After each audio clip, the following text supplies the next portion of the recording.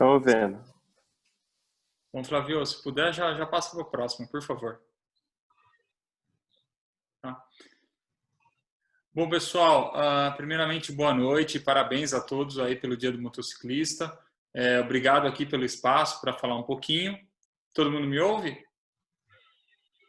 Eu estou vendo o Rodrigo Leite. O Rodrigo fez um joinha, então está ouvindo. Bom, pessoal, obrigado aí pela oportunidade. Essa é uma palestra que eu faço normalmente pelo Destino Incerto e pela TRX também. Essa palestra ela tem 3 horas, tá? Como a gente tem o tempo reduzido, eu vou fazer de uma forma diferente. Normalmente eu deixo ela bem aberta, bem interativa.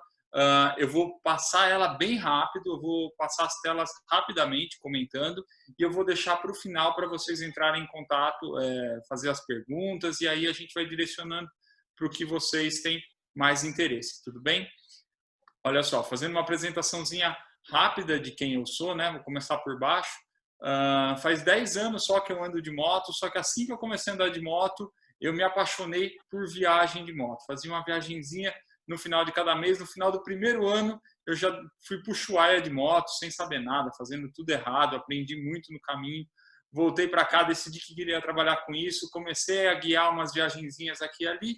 Apareceu a Triumph com um programa de experiência, de levar os clientes da marca para viajar, e eu comecei aí a trabalhar no mundo do mototurismo, né? Tem 8 anos já que eu estou na empresa, então já fiz muito roteiro aqui no Brasil, América do Sul. Conforme eu estava comentando, teve um ano aí que praticamente eu fiquei o ano inteiro na Europa fazendo os roteiros, guiando os roteiros na Europa.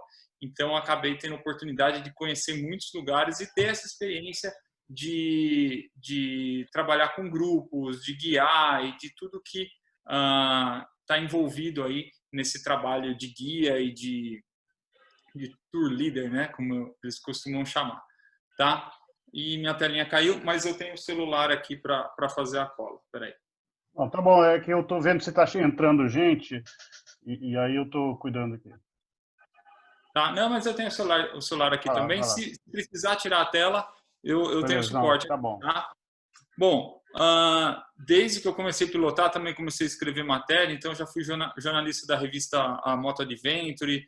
Hoje em dia, publico todo mês na revista Motociclismo. Conforme eu comentei agora há pouco, sou voluntário no projeto social do Rally dos Sertões, instrutor de pilotagem também e faço palestra. Estou tentando passar bem rapidinho por isso daqui, tá? E eu também tenho um canal que chama Destino Incerto. Não sei se vocês conhecem. Nesse canal, o tema é só mototurismo. Então, temos conteúdo no YouTube, no Instagram, live e tudo mais. Depois, eu deixo meus contatos com vocês. Quem quiser saber mais, quem quiser seguir, eu explico como, tá bom? Acho que já podemos passar 2 telas.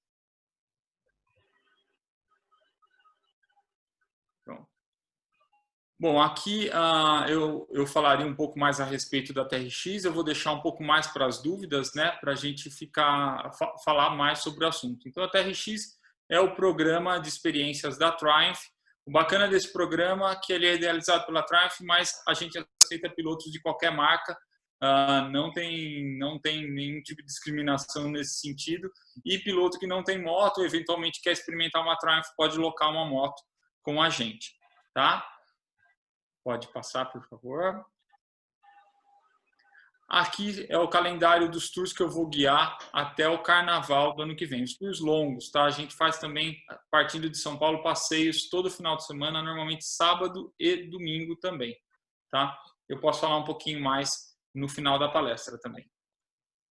Pode passar, por favor. Eu vou passar essa telinha também. Vamos para a próxima. Bom, pessoal, antes de começar a palestra, eu gosto de falar um pouco sobre certo e errado. Eu acho que quando a gente fala de mototurismo, é muito complicado falar o que é certo e o que é errado. Aqui na ilustração, eu trouxe 2 imagens para vocês.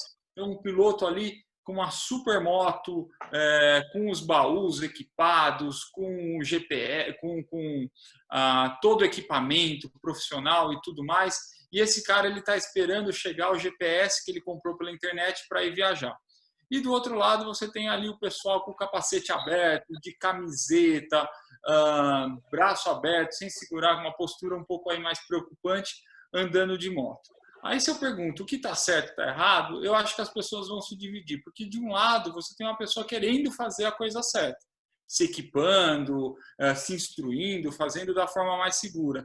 Só que do outro lado, só que esse cara está na garagem de um prédio. E do outro lado você tem alguém que não está tão preparado assim, mas está fazendo motociclismo. Então, quando a gente fala de mototurismo, a gente tem que tomar cuidado com o que é certo e o que é errado.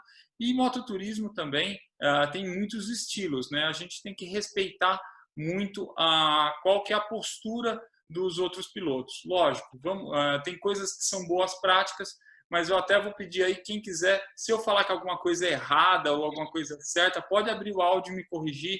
Não existe certo e errado, existem recomendações. Eu tenho aí muitos quilômetros rodados, tenho um pouco de experiência para trazer, mas isso assim, é só uma sugestão. Eu não quero ser dono da verdade em momento nenhum aqui. Tá bom? Podemos passar para a próxima telinha? Bom, pessoal, o tema do conteúdo que eu trouxe hoje é planejamento de viagem longa, tá? Muita coisa aqui serve para viagem mais curta também. Eu tenho outras palestras também, pilotagem. Hoje a gente vai meio que se ater... sobre planejamento de viagem. Perdão?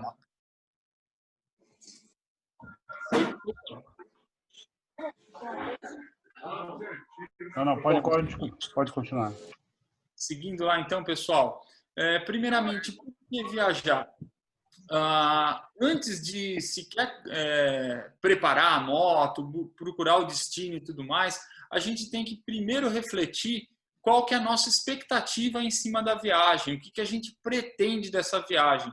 Eu acho que vocês tiveram aí algumas oportunidades de viajar em grupo e a gente sabe que muitas vezes a gente sabe o destino, sabe a data, sabe às vezes até o roteiro que vai, chega lá no dia, o grupo desentende porque um queria andar muito rápido, aproveitar a cilindrada da moto, o outro queria parar para tirar foto, o outro queria fazer gastronomia, o outro queria fazer compra, o outro queria andar de moto o dia inteiro, o outro queria fazer paradas mais curtas. Então, é muito importante, até para quando a gente viaja sozinho, a gente parar e pensar o que eu espero dessa viagem e trazer isso para o planejamento. Quando a gente faz isso, a gente customiza a viagem para atender ela da melhor forma possível. Não é simplesmente entrar num vídeo de YouTube ou entrar lá numa agência de turismo, pegar o roteiro, baixar e sair fazer. Às vezes a gente deixa de fazer uma viagem que pode ser extremamente agradável para a gente para copiar uma viagem que já existe e que poderia ser mais interessante. Tá? Outra coisa importante, pessoal, é como a gente vai fazer essa viagem. Tem muita diferença entre fazer uma viagem sozinho, com a garupa, uma viagem guiada, uma viagem em grupo. A viagem guiada, eu acho que ela é um pouquinho mais específica, porque tem uma agência, tem um guia, tem todo um trabalho por trás ajudando para que essa viagem aconteça. Então, nesse caso, é muito tranquilo o cliente, no caso, não se inteirar em absolutamente nada da viagem, chegar lá sem saber o que vai fazer e ainda assim ter uma experiência muito boa. Nos outros formatos é um pouquinho mais complicado. É muito importante que o piloto ele participe dessa parte do planejamento, ele seja atuante nessa parte do planejamento, tá? Porque a viagem vai requerer dele conhecimento, técnica, equipamento e tudo mais. Não tem uma pessoa necessariamente pensando por ele. Quando a gente vai sozinho, definitivamente a gente vai ter que ver tudo, a gente vai ter que descobrir tudo que a gente vai fazer. Quando a gente vai com a garupa, garupa em grupo, eu sugiro sempre a mesma coisa. Envolve o grupo, envolve a garupa desde o começo do planejamento. Não vai deixar para descobrir lá no meio da estrada que a pessoa não quer fazer isso ou que a pessoa tinha outra expectativa, conforme eu comentei mais acima. Em grupo, eu costumo dizer que a coisa mais legal é antes da viagem, pega 1 mês, 2 meses, se for uma viagem muito longa, 6 meses antes, junta o grupo em casa, abre uma garrafa de vinho, abre o mapa na mesa, comentem sobre o que todo mundo quer fazer, aquele cara que mexe mais com a internet, vai lá e pesquisa os destinos, o cara que é mais matemático abre as planilhas e começa a tabular tudo. Dessa forma, a viagem vai ficar sempre muito melhor, porque ela foi feita a 4 mãos. E a outra vantagem disso é que o grupo inteiro vai estar inteirado.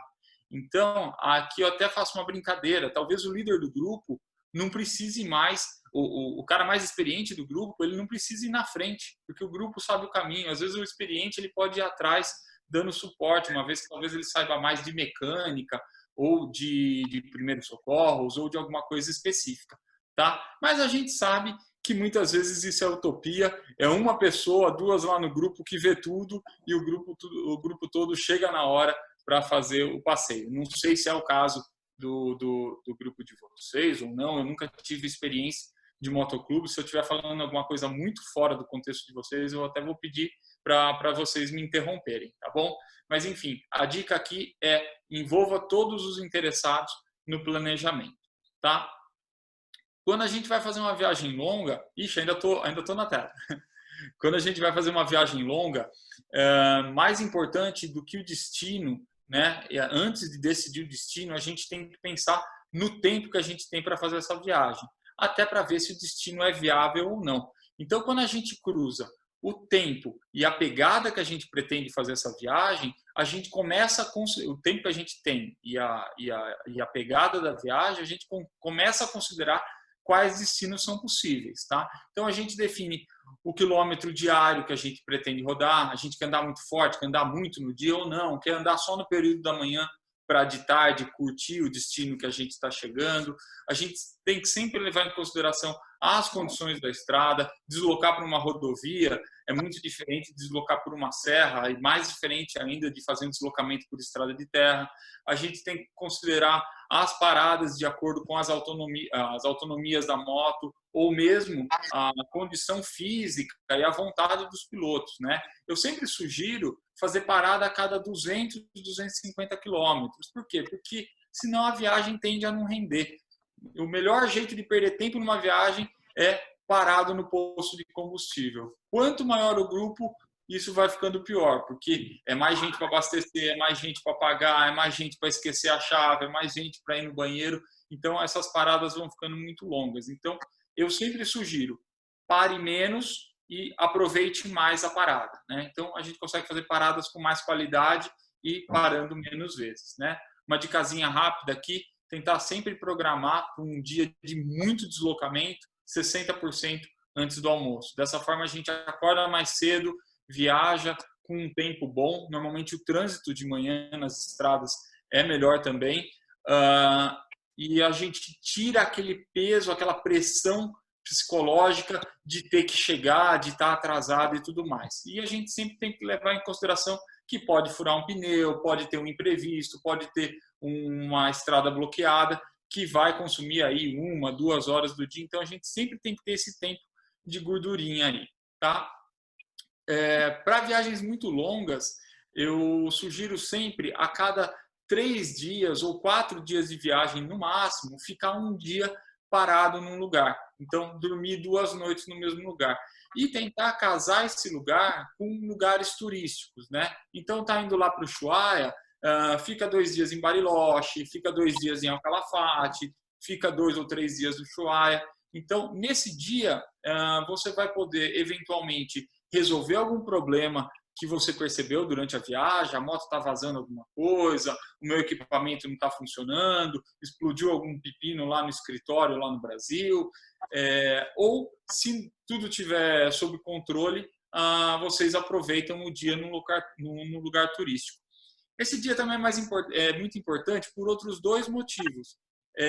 Tendo esse dia parado a cada 5 dias no máximo, vocês só precisam levar 5 trocas de roupa, porque nesse dia vocês deixam a roupa para lavar. Quem não gosta aí de lavar roupa toda noite, no banho e tudo mais, deixa na lavanderia do hotel, ou se for um lugar simples do interior do Brasil, procura uma lavadeira local ali, ou eventualmente lava você sua roupa, põe no varalzinho lá, tudo vai secar. Outra coisa legal desse dia é caso por algum motivo, alguma coisa de errado na viagem, a gente atrase um dia na viagem, quando chega nesse dia parado, a gente consegue voltar para o nosso cronograma e aí a gente não perde, eventualmente, os hotéis que a gente já agendou, tá bom? Ainda com tempo, que é uma coisa muito importante, sempre pensar na época adequada para a viagem que a gente vai fazer. Por exemplo, quer ir para o deserto do Atacama, tem que tomar muito cuidado com a época de inverno, porque a Cordilheira dos Andes, mesmo no verão, é muito comum a gente pegar temperatura negativa, ou pelo menos 0 graus ali. No inverno, a cordilheira fecha, então corre muito risco de chegar na cordilheira e não conseguir passar para o Chile, ou estar no Chile e não conseguir voltar para o Brasil. Isso pode demorar alguns dias. Isso é só um exemplo, né? Então, temporada de chuva pode prejudicar muito a viagem, tem época que parques não abrem, tem época que tem muita gente na estrada, tem época que não tem ninguém na estrada para ajudar. Então, é muito importante cruzar a questão da época do ano que a gente está indo viajar com o destino que a gente está buscando. Tudo bem? Bom, roteiro agora. O que eu sugiro do roteiro é sempre fazer uma pesquisa extremamente detalhada dos pontos de interesse, que hora que abre, que hora que fecha, como que é para chegar, qual o melhor horário e tudo mais.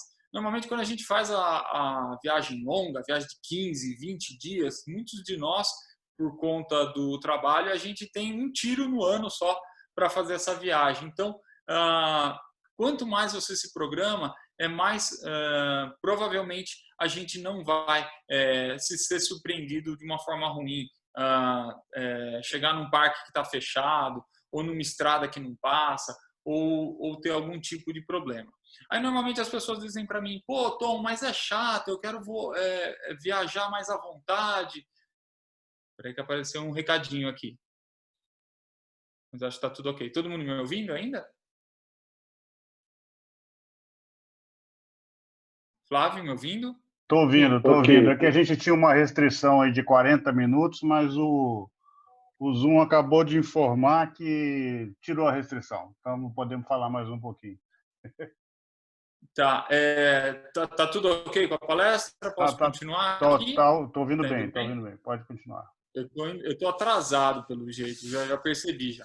Toca o barco aí, meu filho. Perdão? Toca o barco aí que tá muito boa a palestra. Obrigado, viu? Vamos lá, então.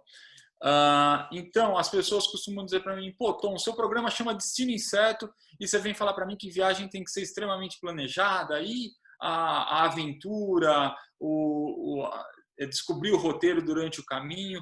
Pessoal, isso não tem absolutamente nada a ver com planejamento. Planejar deve sempre ser feito com todo o tempo que a gente tem, com todas as ferramentas que a gente tem. O que acontece é que quando eu chego num lugar e eu descubro algo novo e eu tenho vontade de pegar um caminho novo, eu tomo essa decisão com mais informação. Essa é a vantagem de ir planejado. Não quer dizer que ir planejado eu tenho a minha viagem gestada. Então, na dúvida, sempre planeje, porque planejar pode ser aí uma situação divertida, uma coisa legal de ser feita. Tá bom? Bom, principalmente quando está em grupo, quando tem autonomias diferentes de moto, já prevê as paradas para abastecimento. Eu vou mostrar uma planilhinha que eu tenho, tá umas celas mais abaixo. Eu entro em todos os postos, vejo se tem conveniência, se aqui no Brasil eu ligo em todos para ver se tem banheiro limpo e tudo mais, para chegar lá na hora e não ter erro, tá? Checar local para pernoite, alimentação, visitação, atividade. Lembrando que hotel é sempre uma questão. Agenda os hotéis ou não agenda os hotéis? O que eu costumo fazer é, logicamente, se eu estou indo com um grupo, eu já deixo tudo preparado, tudo pronto. Agora, quando eu estou indo sozinho ou quando eu estou indo com amigos, o que eu faço? Eu pego ou no final de semana ou no feriado, nos destinos mais turísticos, e eu já reservo o hotel. Porque normalmente eu não vou conseguir. Esses hotéis são muito disputados e eu não vou conseguir o hotel que eu quero, um hotel bom nessas datas, né? E aí, no planejamento, o que eu costumo fazer também? Jogar o dia do destino turístico no meio da semana. Essa é uma grande sacada. Por exemplo, Capitólio, Minas Gerais. Se eu for lá no final de semana andar de barco na represa de Furnas, vai estar lotado de barco, aquela barulhada e tudo mais. O lugar é um paraíso, vai estar parecendo um inferno. Se eu for no meio da semana, eu tenho a represa de Furnas, as cachoeiras, os canyons só para mim. Então, isso daí pode ser uma jogadinha para ter mais oportunidade e até para economizar. Porque uma vez que você está indo fora da temporada e em grupo, você tem argumento aí para negociar com o hotel, tirar o custo do guia ou fazer um descontão para o grupo, fazer uma negociação boa, tá? Bom, definir estradas e rotas, lembrando que que nem sempre a estrada mais rápida é a melhor estrada, tá bom? Vamos para a próxima? Pessoal, aqui rapidinho, eu coloquei um mapinha aqui para a gente falar um pouco em cima de uma imagem. Levar em consideração sempre a geografia do lugar que a gente está indo, se a gente vai subir montanha, se a gente vai para a região chuvosa, o clima aí que a gente vai enfrentar. Então, lembrando que sempre próximo ao Equador, a gente tende a ter as estações do ano mais parecidas entre si. Você não tem um inverno tão rigoroso ou um verão tão rigoroso, é um tanto equilibrado. E o dia também ele tem de ter a mesma iluminação, a mesma duração durante o ano todo. Quando a gente vai se deslocando ou para o sul ou para o norte, o inverno tende a ser mais rigoroso e o verão também muito mais diferente do inverno. E a gente tem um inverno com muito pouco aproveitamento de luz do dia. E o verão, por sua vez, conforme a gente vai chegando lá perto da Patagônia, dá 10 horas da noite, o sol tá a pino ainda. Tá? Checar sempre a questão cultural dos locais que a gente vai, né? E também a parte de legislação. Cada país, cada aduana tem a sua necessidade, né? E é bom sair de casa já preparado para não ser surpreendido e ter que deixar um dinheiro a mais lá para correr atrás de alguma situação. Em relação à cultura, uma situação interessante que a gente tem é a diferença de Argentina e Chile. Para a gente, normalmente a gente pensa que é tudo a mesma coisa, a gente está indo para a Patagônia, para Atacama, vai ficar ali cruzando da Argentina para o Chile, mas eles têm uma questão cultural bem diferente. Eu digo que um piloto, para se resolver bem na Argentina, ele tem que ser um cara muito bom de conversa, muito flexível, muito agilizado, porque no norte da Argentina a gente tem ainda uma situação de polícia corrupta, que o pessoal chega e vai inventar uma história ali para tentar extorquir alguma coisa. Uma pessoa que é safa, que fala bem, que é flexível, se resolve muito bem na Argentina. Porém, quando chega do lado do Chile, se ele não tiver com a documentação toda certinha, tudo em dia, não tem conversa que resolva. Do lado do Chile é preto no branco. Então, a melhor situação é ir correto, com documentação correta, todo preparado, e também saber conversar, saber se resolver, não ficar à mercê eventualmente de algum policial corrupto, tá? Relevo influencia demais, principalmente quando a gente fala de Cordilheira dos Andes, né? Então a gente tem a questão do clima. Então às vezes o pessoal pensa, tô indo para Atacama, que é deserto, vai estar 50 graus, só vou levar roupa ventilada, só que vai ter que passar pela Cordilheira dos Andes. Chegando na Cordilheira, tem a questão do mal da altitude também, então é melhor não pegar leve com a bebida, ficar pouco tempo em altitude. Então, alguns cuidados que a gente tem que ter aí em relação a relevo também, tá bom? Pessoal, estou passando bem rápido, depois nas perguntas eu tiro mais dúvidas, tá? Próxima tela, por favor. Pessoal, aqui uma planilhinha que eu faço quando eu levo o grupo, tá? Eu coloco absolutamente tudo que eu posso de informação para na hora, se precisar, tá super à mão. Isso daqui eu compartilho com o grupo, todo mundo tem a informação, tá? Eu deixei aqui só para ilustrar, não vou detalhar não. Próxima tela, por favor. Bom, pessoal, quando a gente fala de preparação para a viagem, tem essa questão do planejamento e tem a questão do piloto também. Então, o que é importante? O piloto está muito preparado para se resolver na estrada, independente do que aconteça. E aí eu sempre destaco o último item que eu coloquei ali. O piloto tem que estar com a mente preparada. E o planejamento de viagem traz essa tranquilidade para o piloto, porque ele vai ter argumentos para tomar decisão. Então, isso tem que vir de encontro também com a experiência do piloto. Então, normalmente, quando o pessoal fala para mim, Tom, nunca viajei de moto, quero fazer uma viagem longa, qual a dica que eu mais dou? Faça viagens curtas. Quanto mais você andar de moto, mais você cria repertório, mais você aprende, mais você fica íntimo da moto, íntimo da estrada e consegue ter a mente mais saudável para fazer a viagem. Não adianta nada o piloto estar com a condição física excelente, estar extremamente bem equipado, ter feito todos os cursos e chegar na hora e ficar nervoso, ficar agitado e não conseguir tomar decisão. Ou passar a viagem inteira com a cabeça estressada e aquela viagem que era para ser ótima ser ruim. Então, com informação e com a experiência em cima das motos, andando de moto, a gente vai trabalhando muito bem a mente. Tá? O que eu recomendo para absolutamente todo mundo, quem não fez, se quer tirar uma dica daqui, eu sugiro que faça, fazer um bom curso de pilotagem on e, se possível, um off-road também. Tá? Pode andar de moto há meses, pode andar de moto há 50 anos, pode ter dado volta ao mundo de moto. Se não fez um bom curso de pilotagem, vai entrar no curso, vai entrar um piloto, vai sair um piloto muito melhor. Eu garanto isso para vocês. Às vezes a gente fica praticando erro e isso limita que a nossa pilotagem cresça. Tá? Um bom curso de pilotagem vai acabar com os nossos vícios e vai fazer a gente pilotar melhor. Tá? E a gente pode ir sempre se instruindo com mais informações anexas às viagens de moto. Aprender navegação, aprender primeiros socorros, saber mecânica básica de moto é importantíssimo para não depender do guincho para tudo, né? Sobrevivência também, para quem gosta de fazer mais aventura, meteorologia e por aí vai. Quanto mais souber, melhor. E sempre estar bem preparado fisicamente, né? Vai fazer uma viagem de 20 dias, de um mês, faz um check-up inteiro.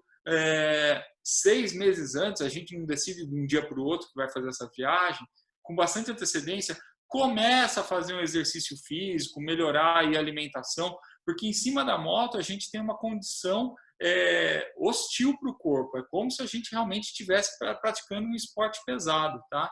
E aí, em relação ao check-up, eu dou sempre o exemplo, imagina sair, viajar 20 dias com a dor do dente lá do palestrante que não pôde fazer a palestra hoje. Imagina ter que passar por deserto e por neve com o dente doendo ou com alguma coisa doendo. Então, melhor a gente já se preparar antes para não enfrentar isso. Tá? E equipamento, pessoal, eu acho que isso daqui é chover no molhado, mas tem gente que ainda não presta atenção nisso. Então, um bom capacete, né? Capacete fechado ou escamoteável, sendo que o escamoteável, que é aquele que abre,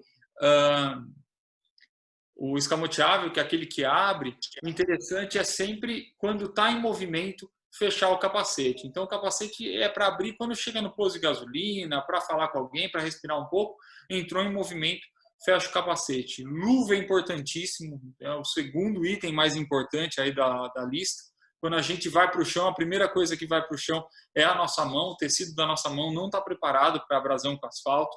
Calça, jaqueta e bota, sempre técnico de moto. Tá? Uma calça e uma jaqueta técnica, elas são preparadas para abrasão, tem as proteções no lugar certo, são certificadas para que quando você cai, a proteção continue no lugar certo, protegendo vocês. E a bota técnica de moto também pensada. Dá para fazer uma palestra sobre a bota de moto de tantos itens ali que são específicos para cair de moto. Não é só comprar um coturno ou a bota de aventura e achar que está preparado. A bota de moto ela é feita para os acidentes mais recorrentes que podem acontecer ali com o pé do piloto. Capa de chuva, eu não saio de casa sem a minha, para uma viagem curta, para uma viagem longa. O tempo ele é sempre imprevisível. Se vai fazer uma viagem longa, ainda mais no Brasil, que é um país tropical, é bem provável que vá pegar chuva. E a capa de chuva é um dos melhores itens para dar conforto térmico para o piloto, porque a capa de chuva é um ótimo corta-vento. Tá? Então, sempre que a gente viaja de moto, a gente pensa em andar com um equipamento compacto e leve, e a capa de chuva é muito útil nesse sentido. E aí, pessoal, conforme vai esfriando, o ideal é levar pouco equipamento, porém o equipamento certo. Então, quando eu chego lá no dia que eu vou cruzar a Cordilheira dos Andes, o que eu vou fazer? Eu vou colocar a minha segunda pele, que é aquele tecido que cola no corpo, que ele vai bem justo ao corpo, que é baratinho, normalmente tudo que não é técnico de moto eu encontro na Decathlon, que é uma loja super barata e tem esses produtos, tá? E um fleece, que é esse agasalho que eu estou usando aqui hoje, alguns chamam de polar, moletom. Então, se você tiver uma segunda pele, um fleece, o equipamento de moto, vai estar com a jaqueta com proteção e a capa de chuva, olha, pode fazer 5 graus aí que vocês não vão ter problema com a temperatura. Em relação à calça e a jaqueta, eu sempre levo o mais ventilado possível. Para quando eu chegar no clima quente, eu tiro a segunda pele, o fleece e a capa de chuva e estou com o equipamento bem ventilado, tá? Balaclava é muito bom por uma questão de higiene, conforto térmico também.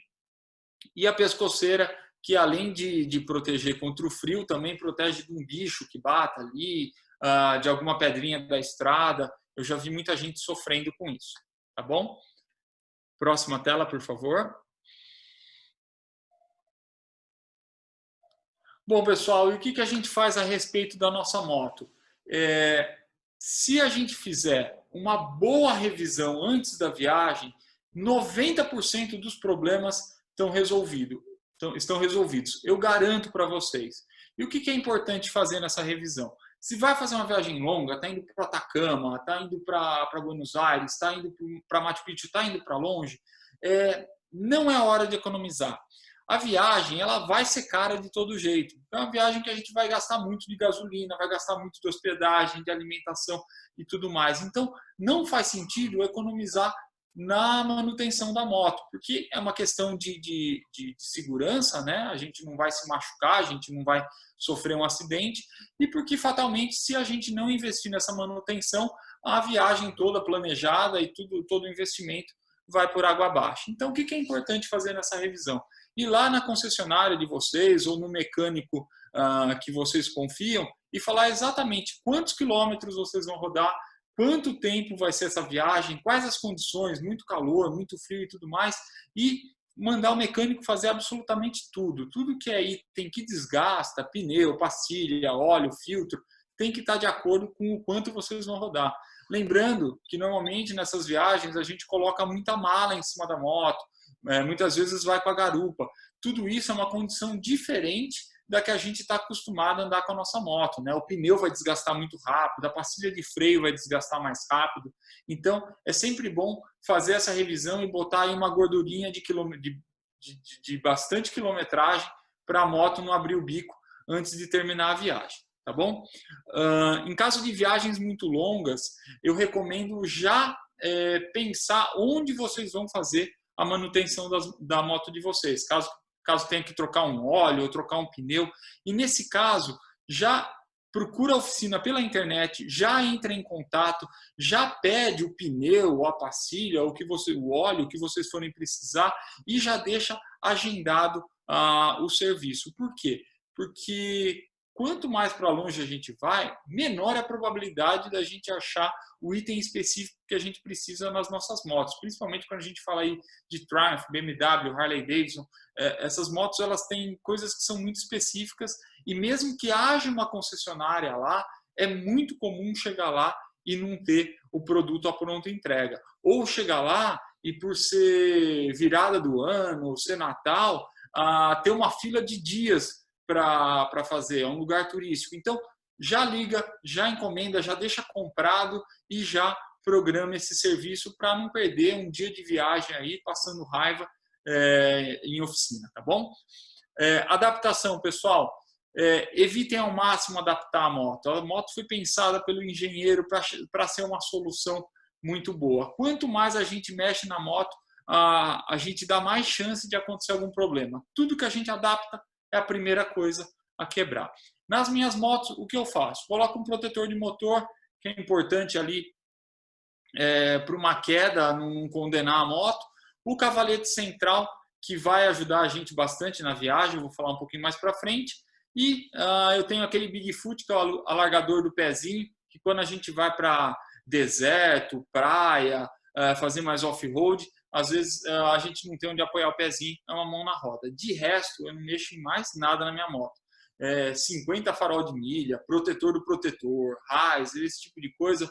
Se não for absolutamente necessário, a minha sugestão é não colocar. Invistam no curso de pilotagem, que vai melhorar mais a experiência de vocês do que esse monte de equipamento, tá bom? Próxima tela, por favor. Bom, pessoal, o que o piloto precisa levar? Uma coisa que é muito legal, pessoal, essa foto aqui foi cruzando o Jalapão, seguindo o Rally dos Sertões, a gente encontrou essa iguana aqui no meio da estrada, né? Então a gente parou e fez a foto. Bom, o que é importante? Sempre ter um checklist pronto, né? Não necessariamente o meu checklist vai ser igual o de outro piloto. Então, cada um sabe as necessidades que tem e tendo o checklist pronto, antes da viagem não vira aquela loucura para montar o passeio, né? A gente simplesmente segue esse checklist. Roupa, conforme eu comentei para vocês, camiseta, cueca e meia são 5 unidades no máximo, porque a gente vai ter aquele dia parado para lavar toda a roupa. Ainda assim, a gente pensa nas atividades que a gente vai fazer na viagem e tenta sempre levar roupa mais leve e que seja mais compacta. Então, esses tecidos como dry fit, esses tecidos sintéticos são ótimos nesse sentido, tá? Levar somente o necessário. Calça, eu levo uma só, que é aquela calça não é dry fit, é aquela calça de esporte que vira bermuda. É uma calça, uma bermuda e está resolvido, tá? Celular, né? Então, ficar esperto na questão do roaming, se você vai conseguir fazer a ligação no lugar que você vai estar, se tem sinal, ou se seu plano atende o país que você está visitando. Como que você vai manter esse celular com bateria? É sempre muito importante ter o celular para algum socorro. Eu sugiro investir no 12 volts da moto, né? Se a moto de vocês tem, ou precisa de um adaptadorzinho lá, vai manter aí o celular com carga o tempo todo. Ele já resolve a questão de fotos, hoje em dia cada vez menos. Eu sou fotógrafo de formação e eu abandonei a Canon, as lentes, porque é muito trambolho, é muita coisa para quebrar, para esquecer, para acabar não usando, sendo que o celular cada vez mais vem com recursos aí para fazer essa questão de foto e vídeo, tá? E hoje em dia a gente tem muito aplicativo legal no celular durante a viagem. Tem aplicativo que calcula pedágio, tem aplicativo para divisão de contas em grupo, que é ótimo, economiza um tempo e é super confiável. 1 milhão de aplicativos de GPS, tem muita coisa legal para quem viaja de moto, tá? Bom, navegação, aí todo mundo pergunta, celular ou GPS, ou mapa, ou placa, informação local. Pessoal, vamos aproveitar o melhor de todos os mundos. Eu acho que quem não tem GPS, hoje em dia, eu não sugeriria investir. Mas quem tem o GPS tem uma vantagem, que o GPS ele é mais robusto, ele está ali instalado na moto, ele pode ser operado de luva, você deixa o mapa pré-definido ali, então ele tem algumas vantagens. Porém, os apps de celular cada vez mais vêm suprindo essa questão do GPS. Os celulares também, hoje em dia, muitos são à prova d'água, à prova de poeira, vêm com capinhas super resistentes, né? Então, hoje eu não investiria mais no GPS, mas como eu aproveito bastante dos recursos, tá?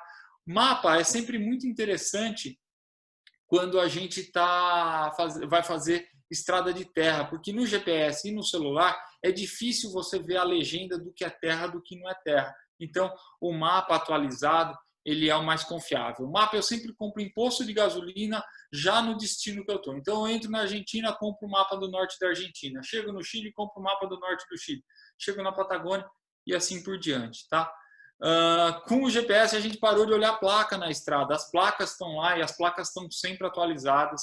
É uma informação que cada vez menos a gente usa, mas está lá. E eu gosto muito de pegar informação local, né? Então, de acordo com onde a gente vai, é muito difícil, normalmente em lugares não tão turísticos, né? Achar na internet o melhor restaurante ou o que está funcionando ali no dia, na hora. eu gosto muito de pegar informação local. Lembrando que informação local, a gente sempre tem que tomar cuidado para quem a gente está perguntando e não cair numa emboscada, né? Então, de acordo com o que eu estou perguntando, eu sempre triangulo a informação, pergunto mais para um, para outro, e eu evito deixar entender para que lado eu estou indo, para não correr algum risco de assalto e tudo mais, né? Então, por sorte, nunca tive problema com ninguém, mas eu costumo tomar esse cuidado, tá? Pessoal, segurança é muito importante, levar o contato de todos os participantes do grupo. Eu sempre faço um formulário lá no Google Forms, que é facinho de fazer, onde eu pego dado médico de todo mundo, telefone de contato e tudo mais, né? Então, todo mundo ter essa informação de fácil acesso, talvez até imprimir, deixar ali na malinha de tanque, e deixar sempre alguém avisado que não está viajando, né? A pessoa vai sabendo qual é a evolução da viagem, e normalmente aí eu sugiro deixar uma pessoa que seja aquela pessoa agilizada, né? Não avisar pai e mãe quando pai e mãe é desesperado, ou filho e filha, pegar realmente uma pessoa que seja sóbria e na hora do problema seja bem articulada para resolver. O spot, quem tiver a oportunidade, principalmente quando vai para lugar mais remoto, é muito bacana que ele vai passando aí a evolução da viagem automaticamente, tá? Dinheiro, sempre levo o cartão de crédito habilitado para o país que eu estou indo, mas sempre levo a moeda local. Normalmente eu troco em dólar no Brasil e na fronteira do país costuma ser o melhor lugar para trocar pela moeda local, tá? E lembrando que o cartão de crédito ele tem a cobrança do IOF, né? Então, às vezes, a gente vai voltar aí e ter uma surpresa em relação aos gastos, tá? O que der para gastar em moeda local, melhor.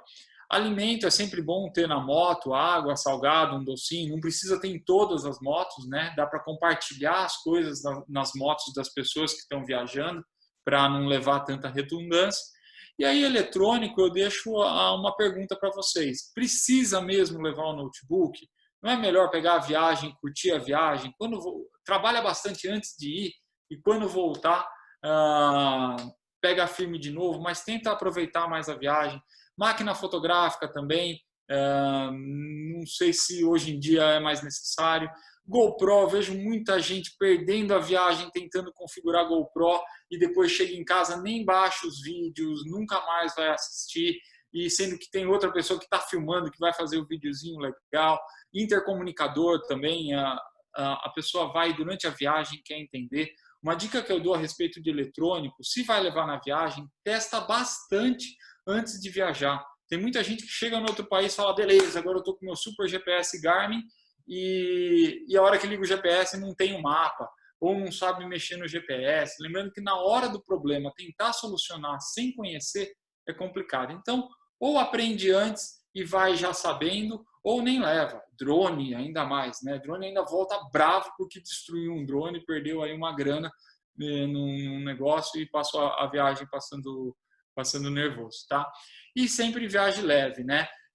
Onde vocês estão indo? É cidade, é aventura? Se está indo para uma cidade grande, não precisa equipar a moto como se fosse dar a volta ao mundo. Se tem os socorros, tem oficina e tudo mais. Então, sempre ter esse bom senso na hora de decidir o que a gente vai levar e o que a gente não vai levar, tá? Próxima tela. Flávio, 8h45, posso tocar?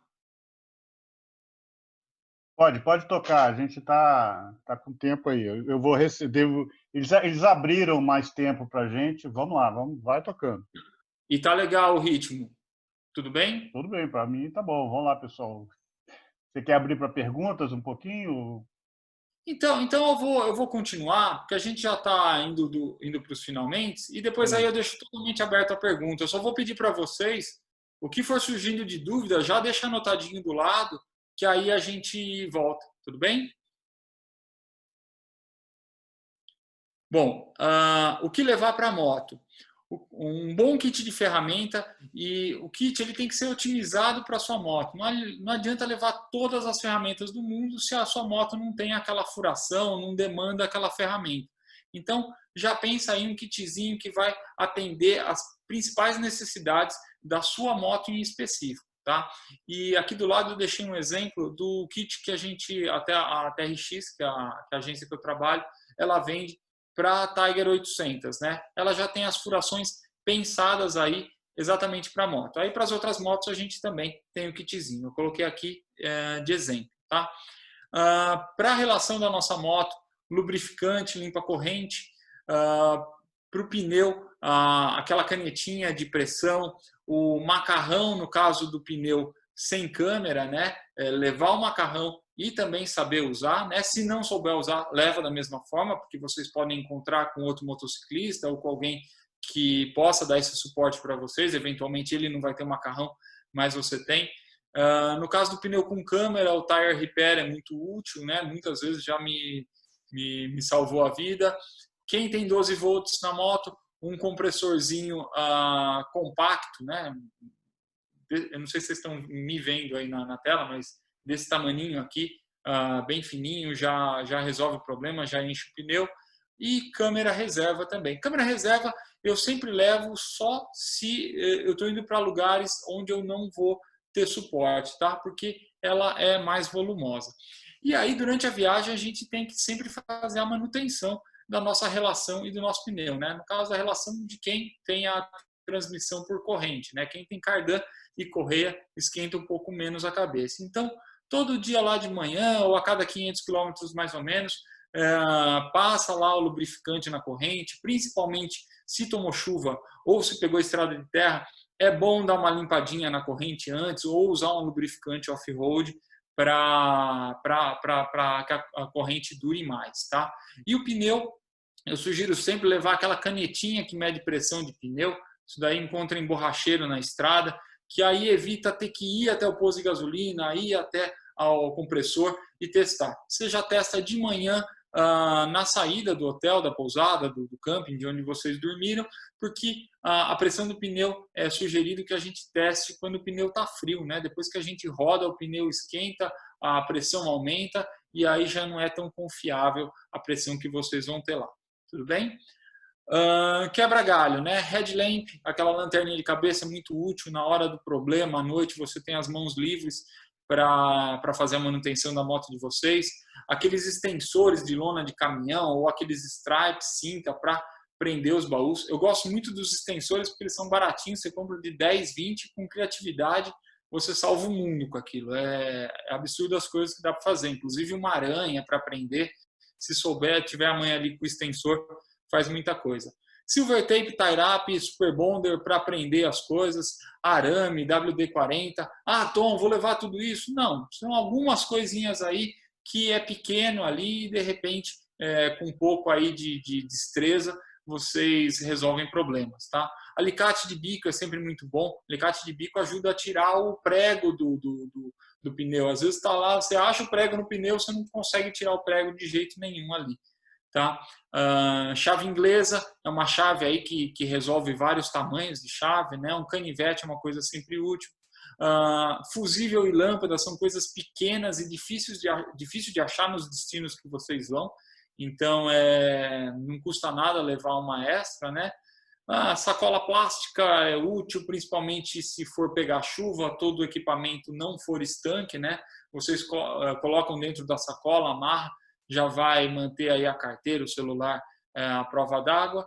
E é sempre bom levar um paninho, onde um tapetinho, quando vocês forem fazer a manutenção, arrumar alguma coisa na moto de vocês, se for o caso, vai colocando os parafusos ali, o que vocês forem tirando da moto, as coisas, para que não se perca na grama ou na areia, e vai montando ali da mesma forma que vocês desmontaram a moto. Quem não tem muita prática, uma sugestão é: tirou um parafuso, faz a foto. Tirou outro parafuso, faz a foto. Então, depois é só ver as fotos de trás para frente e vocês sabem como montar a moto de vocês.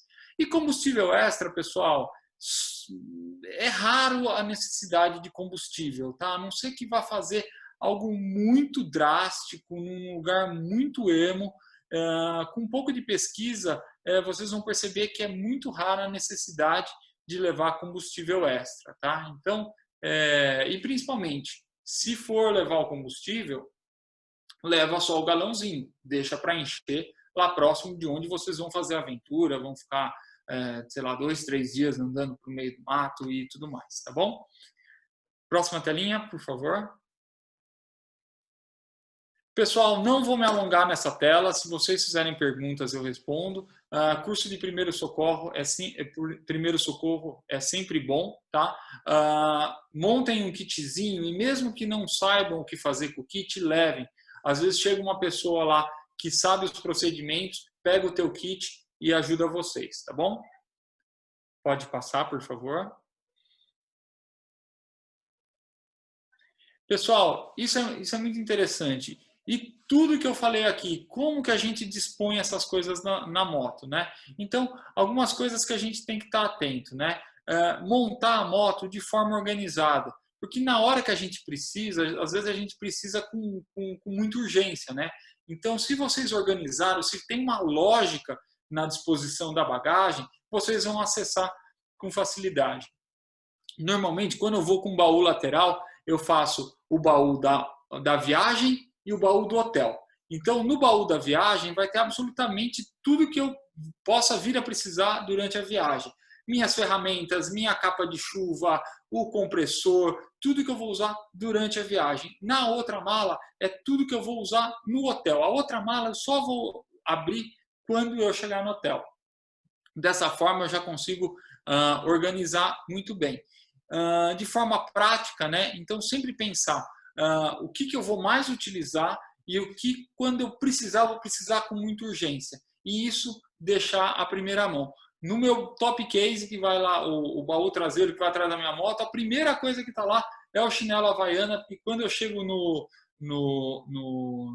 restaurante, no lugar que eu vou parar um pouquinho, eu já tenho um shorts por baixo da minha calça de moto, eu já tiro a calça, já coloco a Havaiana, já estou super à vontade aí para descansar, às vezes o clima está quente, então a primeira coisa que eu preciso e que eu vou precisar em toda parada um pouquinho mais longa vai ser meu Havaiana, então ele é a última coisa que fica em cima do meu top case, tá? Kit de primeiros socorros é uma coisa muito importante de estar sempre à mão, né? Sempre colocar no mesmo lugar, dessa forma na hora da necessidade a gente já vai direto onde precisa, e pensar na ciclística e no peso, né? Distribuir esse equipamento na moto. E aí, pessoal, entra um conceito que chama triângulo de carga, que eu não sei se vocês já conhecem, estão habituados, né? Eu vou pedir para vocês imaginarem uma linha que vai do eixo dianteiro da primeira roda até a cabeça do piloto, o eixo traseiro da segunda roda e fechando embaixo entre os eixos, tá? Tudo que está dentro desse triângulo está num lugar onde a ciclística da moto é otimizada, porque está mais concentrada num lugar que é ótimo botar peso. Tudo que está mais para fora desse triângulo deve ser evitado, ou se for utilizar levar alguma coisa ali, tem que ser coisas leves. Então, o que está totalmente fora do triângulo? O top case, aquele baú que vai lá atrás. Então, ali a sugestão é, nunca usem aquele baú muito largo, usem o baú menor e coloquem ali coisas mais leves, porque tudo que a gente coloca lá atrás cria um peso que está muito separado da moto e na hora que a gente for fazer a curva e tudo mais, aquilo lá vai ficar jogando de um lado para o outro, vai atrapalhar um pouco. O melhor lugar possível para colocar a bagagem é no saco estanque, no banco de trás da moto, ali onde o garupa senta. Se vocês estão indo sem garupa, é o melhor lugar para colocar. Tá? O problema do saco estanque é que quando vocês vão ficar longe da moto, eventualmente pode passar alguém e roubar, ele não tem como ser preso, mas ali é o melhor lugar para colocar. A mala de tanque também é muito interessante porque ela está muito à mão. Então ali eu costumo colocar as coisas que eu uso de acesso rápido, né? A documentação, o celular, as coisas ali, o dinheiro do pedágio, coisas ali que eu vá precisar rápido. E também eu evito colocar muito peso ali, porque ela também está muito alta, né? Ela aumenta o centro de gravidade da moto, tá? Ali sobre o tanque. Os baús laterais, quando eu viajo sozinho, eu não levo. Eu só uso o baú lateral se eu tiver com garupa ou se eu for acampar. O baú lateral, quando a gente analisa pelo triângulo de carga, ele é um bom lugar para colocar coisas, principalmente quando você coloca na frente do baú. Porém, o baú lateral ele cria muito rastro para a moto. Então, ele vai aumentar o consumo de gasolina, ele vai aumentar o consumo do pneu. E quando a gente chegar num ambiente urbano, a gente vira carro muitas vezes, porque não dá para passar com o baú num corredor mais estreito ali, tá bom? Além do que, quem quer aproveitar a pilotagem da moto, a ciclística da moto, o baú lateral atrapalha bastante, tá? Deixa eu ver o que eu não falei aqui. Mala tanque, sax tanque, top case. Top case, pessoal, quando vai fazer um off-road muito pesado, muito agressivo, o top case ele não é interessante, porque a traseira da moto tem um jogo, o suporte do top case joga mais, o top case joga mais ainda. É muito normal o top case quebrar quando vai fazer off-road, tá? Off-road mais pesado. Lógico, vai fazer uma entradinha de restaurante rural, uma terrinha batida, principalmente se for de metal, não tem problema nenhum, tá? Agora, se for fazer algo mais pesado, eu sugiro não levar o top case, tá? Calça e jaqueta da moto é interessante para colocar o grosso do dinheiro, um documento que não pode perder, algo que, se acontecer alguma coisa com a moto, com algum bagageiro, se sumir alguma coisa, vocês nunca vão perder, porque está junto de vocês, tá? O que é importante é nunca levar coisas pontiagudas ou afiadas, porque se acontece um tombo de moto, essa coisa pontiaguda pode perfurar o piloto, né? Então, usar esses bolsos com bom senso. Tem a pochete também, que eu acho muito útil, eu sempre levo pochete, mas se não tem o hábito, eu recomendo não levar, porque é mais uma coisa para enroscar, é mais uma coisa para perder, é mais uma coisa para deixar aberta e cair coisa. Então, é aí mais um porta-volume, mas fica a critério de cada um usar ou não, tá?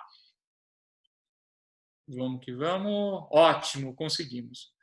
Bom, pessoal, eu vou abrir agora para quem quiser tirar alguma dúvida. Espero que tenham bastante dúvidas aí, que eu possa ajudá-los, tá? Deixa eu ver aqui dessa tela. Aqui tem os meus contatos. Eu vou falar rapidinho das viagens que a gente tem esse ano. Agora, em agosto, a gente tem o Tour do Velho Chico, que é uma viagem muito legal, que a gente acompanha todo o curso do Rio São Francisco. Então, a gente sai aqui de São Paulo, faz Capitólio no primeiro dia, que tem as represas, depois sobe a Serra da Canastra, o rio nasce lá em cima, vai para Pirapora, cidade histórica do Rio, Bom Jesus da Lapa, aí na Bahia, que é a sede de vocês, né? Que tem o Santuário nas Cavernas, fica 2 noites na Chapada Diamantina, Juazeiro Petrolina, visita o cenário da Guerra de Canudos, faz os cânions do Xingó, faz a Foz do São Francisco. É a viagem mais interessante do meu ponto de vista que eu tenho para oferecer a vocês, tá? Ouro Preto no feriado, um tour com bastante cultura, com bastante história. O Rio do Rastro, que a gente faz várias vezes no ano, né? É o principal destino de mototurismo aí do Brasil, né? Passando por várias serras, Estrada Graciosa, Dona Francisca, Serra do Corvo Branco, e comendo toda a comida típica dos lugares que a gente passa. O Vale Europeu, que é um lugar maravilhoso, as estradas mais lindas do Brasil, fica no coração de Santa Catarina. Os ciclistas vão muito para lá, no mundo de moto ainda é um lugar desconhecido. Eu tive a oportunidade de ir há um mês atrás e fiquei emocionado mesmo, é muito bonito, parece que você está no centro da Europa, lugar de colonização italiana e alemã. Estrada Real, então a Estrada Real inteira passando por off-road e tudo mais, esse tour está muito bacana.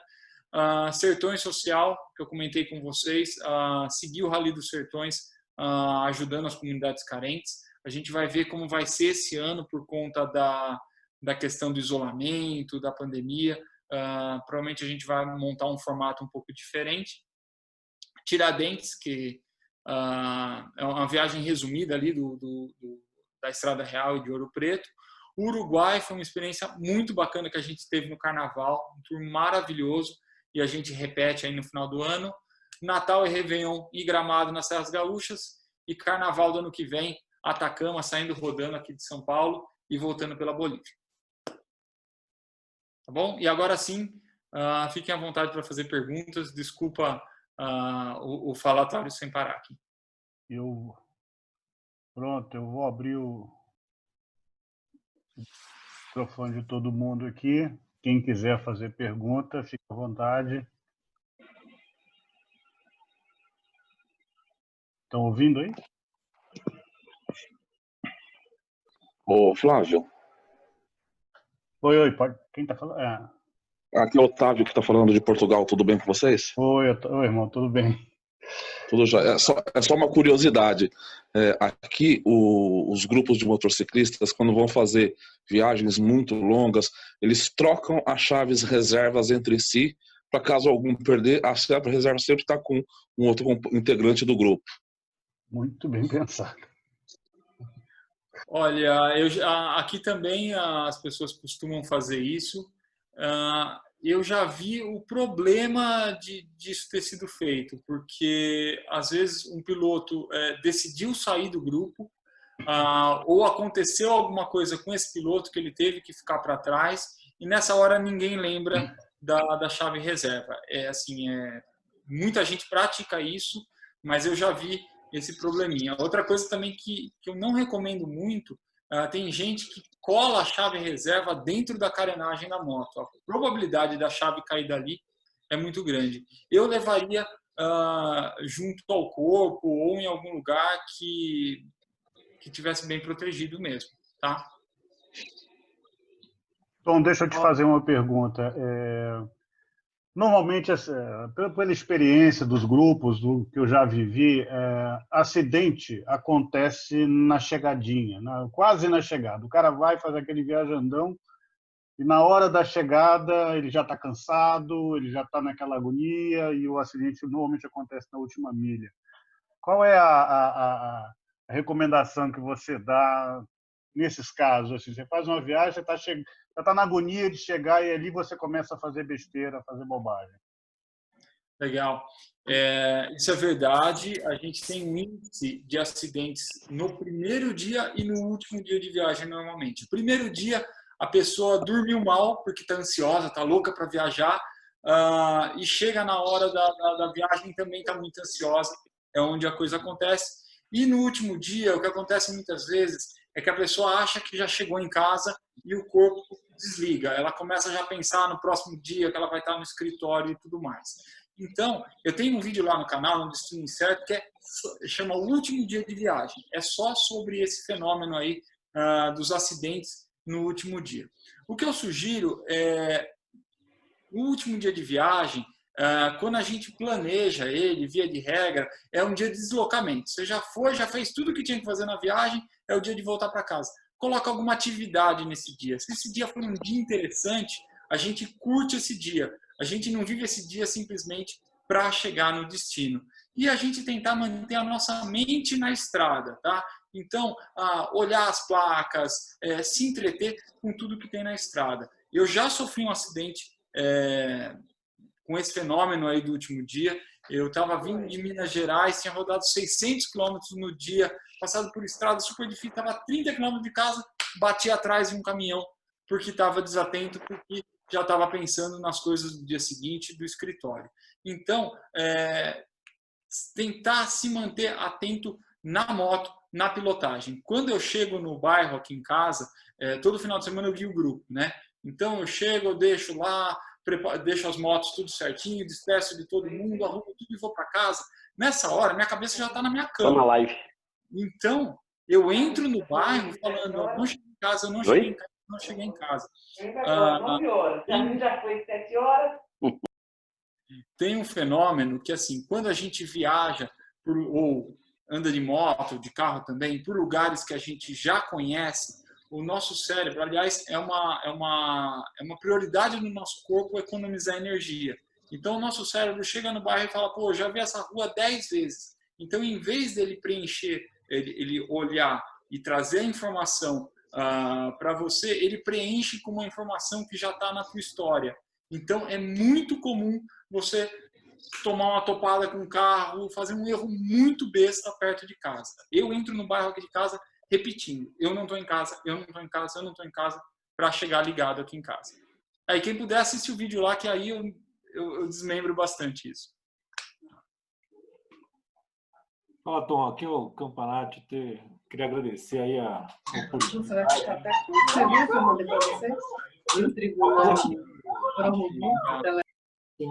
Uma coisa que eu comecei a planejar a minha ida para o Ushuaia, estou fazendo isso agora. Estava cogitando de ir esse ano com o Covid, foi para o Beleléu a agenda. provavelmente vai para 21 ou 22, acho que 22 vai ser o ano provável. E é engraçado que você mencionou um ponto que até eu queria aprofundar um pouquinho. Eu tenho uma T120 e não tenho interesse de pegar uma cross grande, uma dig trail, nada disso. É fazer com a minha moto que eu gosto e que eu ando e tal. E a minha ideia é de utilizar a mala estanque prendida no banco traseiro e seguir viagem, né? Pelo que você está falando aí, nessa composição, puta, dá para ir tranquilo. Eu vou sem garupa, vou sem nada, não é um item que não vai faltar espaço de bagagem, porque no final é uma mala estanque com a parte de ferramenta, roupa e uma bota resolve a parada inteira, né? Com certeza. Eu viajei bastante com a T120 já, por conta de trabalhar na Triumph. Eu nunca escolho que moto que eu vou, né? Quando tem, eu vou com alguma Big Trail, mas quando não tem uma Tiger, uma 800 ou 1200, eu vou com uma clássica ou com a moto que tiver. E eu adoro a T120, é uma moto super confortável de viajar. Eu acho que assim, alguns pontos de atenção, tá? Se der, coloca uma bolha, mesmo que pequenininha. Aquilo, numa viagem tão longa quanto o Ushuaia, vai preservar um pouco o teu pescoço, né? Quanto mais vento você conseguir tirar, melhor. Se você não tem o costume de fazer viagens tão longas, roda muito com a T120. Pega final de semana e se veste igualzinho, prepara a sua mala igualzinho se você fosse para o Ushuaia e faz a viagem no final de semana. Tenta fazer quilometragem. Vai tentando entender qual que é o teu limite em cima dessa moto. Eu estou falando disso porque, assim, toda moto faz tudo, tá, pessoal? Uma 150, quando você chega lá no Ushuaia, é incrível que tem de 150 chegando lá. Não tem essa que tem moto para isso. Obviamente, a Big Trail é mais preparada para viagem? Por uma série de motivos. No caso da clássica, você vai estar um pouco mais exposto ao vento e tudo mais. Então, o ideal é você entender qual o teu limite em cima da moto, quantos quilômetros, quantas horas, para você conseguir fazer um planejamento ideal da tua viagem, para você ter uma viagem confortável, né? Ninguém vai para o Ushuaia simplesmente para chegar lá, é para curtir toda essa viagem. Em relação à bagagem, eu costumo dizer que, assim, se você levar o que você precisa, um saco estanque de 40 litros cabe tudo, tá? Tudo que não couber, vai, de 40 ou de 60, vai, vamos então ser conservador. O de 60 litros. O que não couber no saco estanque de 60 litros é supérfluo, com certeza. Tá? Ou você está deixando de levar algo importante para levar algo que não é tão importante assim. E aí eu reforço a questão de fazer essas viagenzinhas que eu recomendei, porque essa é a forma de descobrir o que é importante e o que não é importante. Tá? Normalmente eu tenho os meus percursos até 800 km é tranquilo. É uma moto que dá para chegar assim, muito estourado. Mais de 800 km numa perna só fica puxado. Mas a ideia do saco estanque é uma dúvida que eu estava carregando. Eu falava, cara, não é possível. Será que eu vou ter que pegar uma moto com bagageiro só para fazer? Pelo que você está falando, é suave. Então, no final, é montar e testar na viagem curta mesmo. Então, assim, e não é. Tá? Cada piloto tem sua tolerância. Tá? Então, assim, se você faz 800 por dia, faz 800 por dia, tá ótimo, está super bem em cima da moto. Então, você tem que entender quanto é que vai fazer um Ushuaia, tem 20, 30 dias de viagem aí.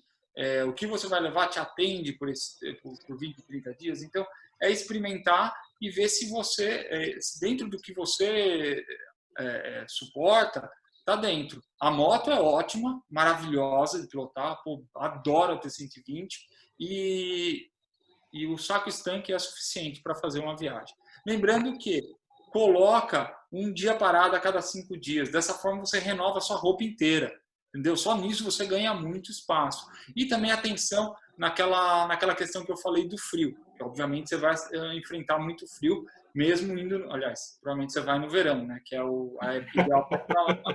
Então, chegou na Patagônia, daí para frente vai ter... Porque assim, você pode ir pelo litoral, que é o que eu não recomendo. Tem que pelo menos ir ou voltar pela Ruta 40, que é onde está o maravilhoso da Argentina. Né? O Ushuaia não é o melhor está antes. Né? Então, se for pela Ruta 40 ou pela Carretera Austral, por estar próximo à Cordilheira dos Andes, você vai passar por muito frio. Então, aí a gente tem que ter estratégia em o que levar. Então, fazer aquela técnica da cebola. Segunda pele, fleece e capa de chuva. Se for levar 2, 3 jaquetas, esquece. Não vai caber seu saco estanque, vai ser só a jaqueta, praticamente. Tá bom? E a bota é muito importante ser a prova d'água, tá? Uma bota estanque também. Assim.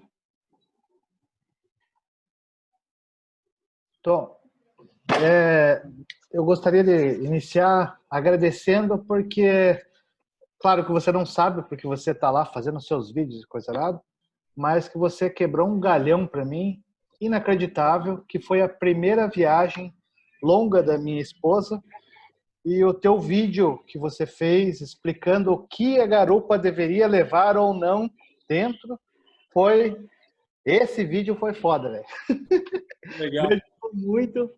E tirando esse assunto, que eu acho que é interessante, que a gente é um motoclube muito grande, tem, do Brasil inteiro, mas a gente acaba fazendo viagens com aqueles que são mais próximos, né? A gente escolhe fazer viagem com aqueles que são mais chegados, normal, isso é normal do pessoal.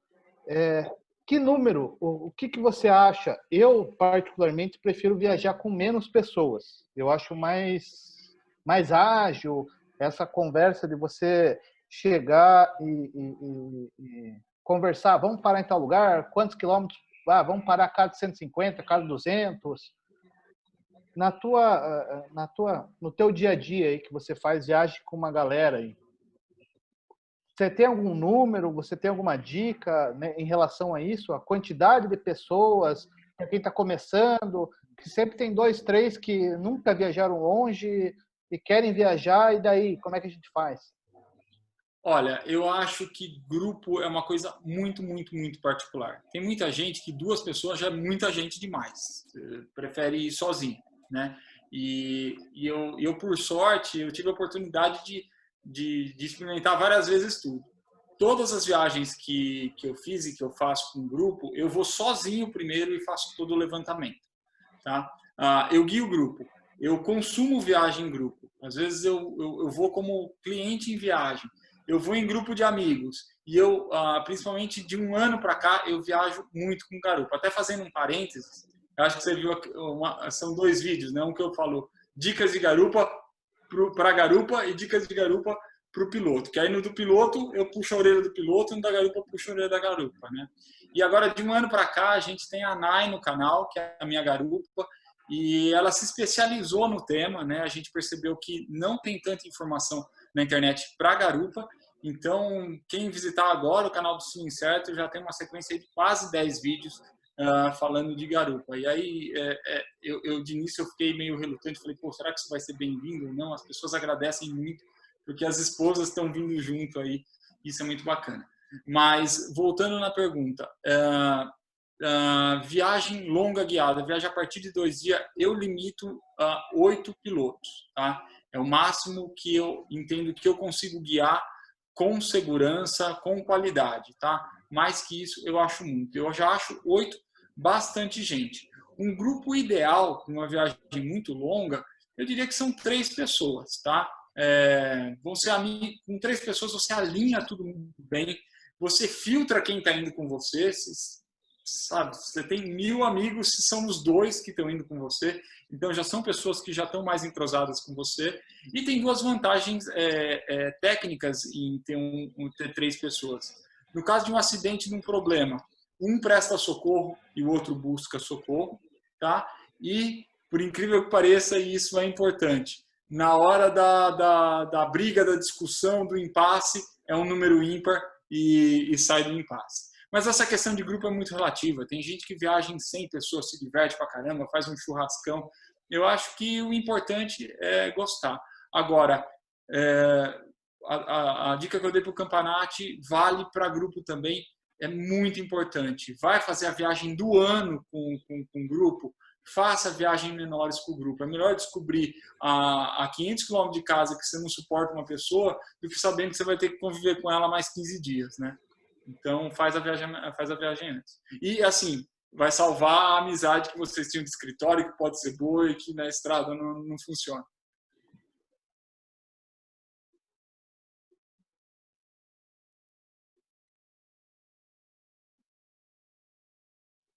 Mais dúvidas aí, pessoal? Alguém quer mais perguntar alguma coisa?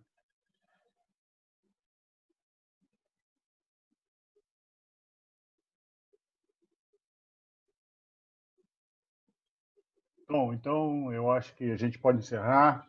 Eu queria agradecer você, agradecer todos os irmãos que participaram aqui dessa live.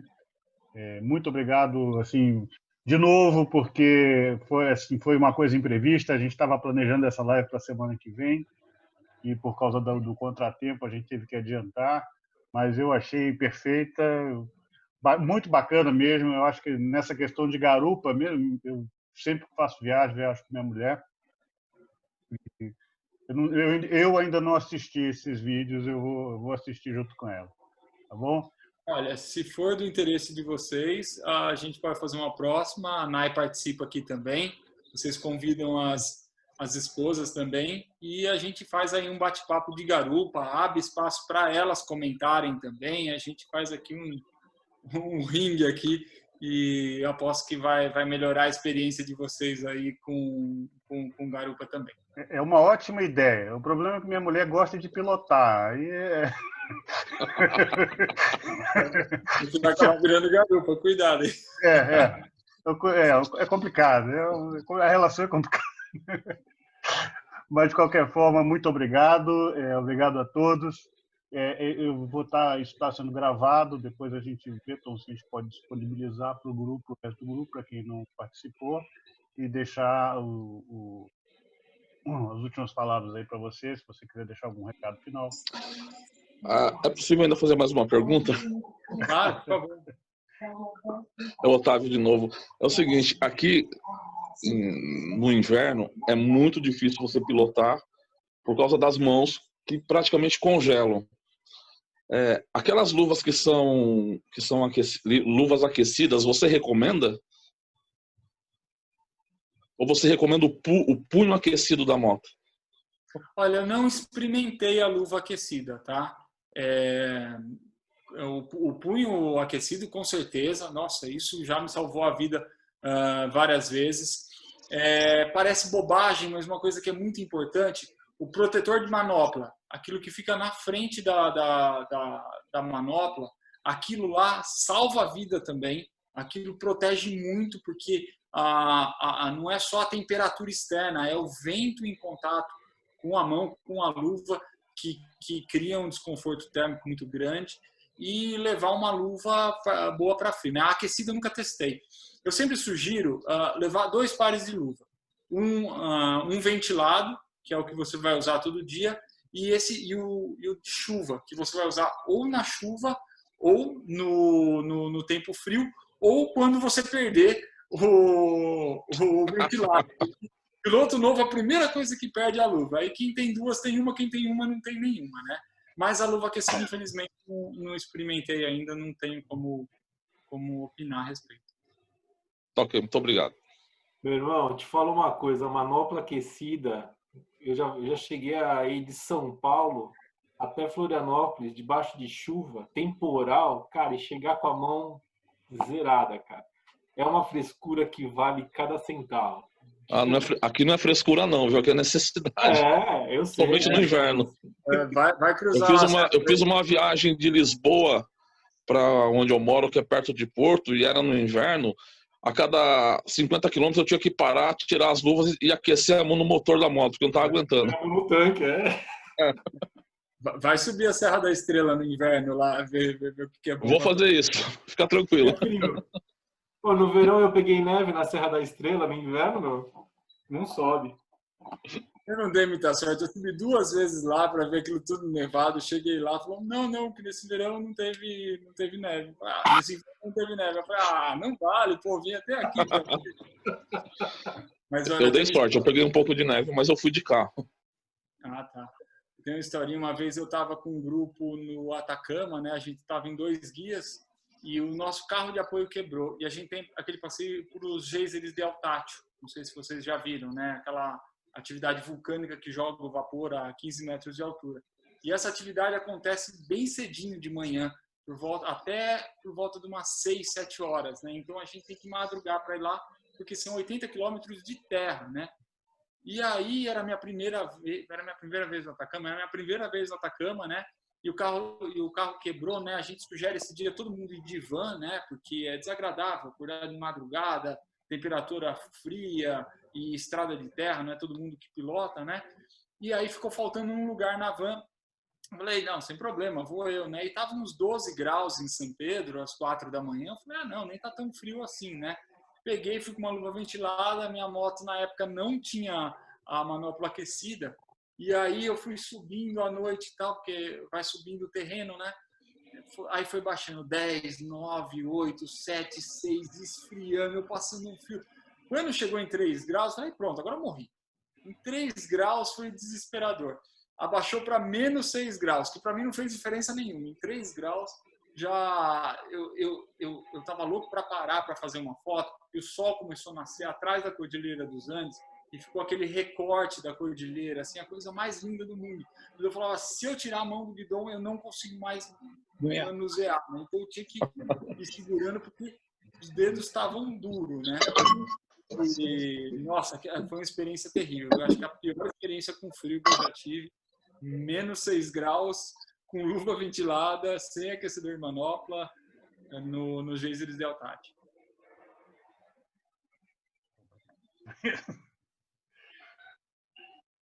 Ok. Alguém quer mais fazer alguma pergunta? Vamos finalizar? Não? Então, muito obrigado novamente, pessoal. Boa noite para todos e muito obrigado pela presença de todos. Valeu, pessoal. Até Obrigado, a próxima. Tchau, todo mundo, Obrigado, pessoal. valeu. Até Bom, mais. Tchau, obrigado tchau. aí, pessoal. Parabéns aí, obrigado pela oportunidade. Se inscrevam lá no canal e eu fico à inteira disposição aqui. Quem tiver alguma dúvida ou quem quiser conversar a respeito de viagem, o Flávio tem todos os meus contatos aí, ele passa para vocês, tá bom? E obrigado pela oportunidade, viu, Flávio? Quando precisar, estou à disposição. Espero que tenham gostado, tá? Obrigado. Valeu.